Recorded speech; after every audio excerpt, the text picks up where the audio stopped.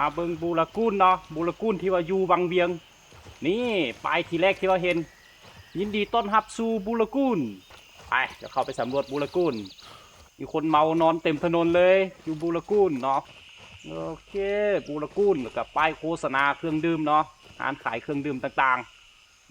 ๆก็เป็นหนังสือลาวเบิดเลยเนาะนี่บูรากูนนี่ก็ขายล้ำเบียร์เนาะเบียร์ลาวเฮ้ยอันนี้ไม่ใช่วะเฮ้ยเฮ้ยมาใหม่ตัวนี้น่ะมันหาเก่ามาใส่เฮ้ยอีกกระปู อีกกระปูบางเวียงเฮ้ยกระปูยักษ์อยู่บางเวียงเนาะอยู่ทำอย่างวะ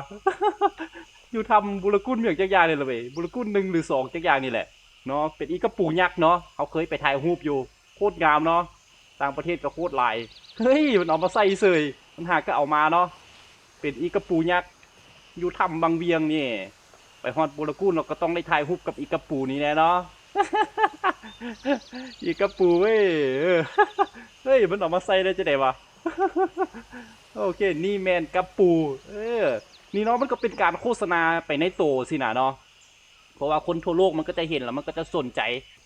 เฮ็ดให้คนรู้จักประเทศลาวหลายขึ้นเนาะ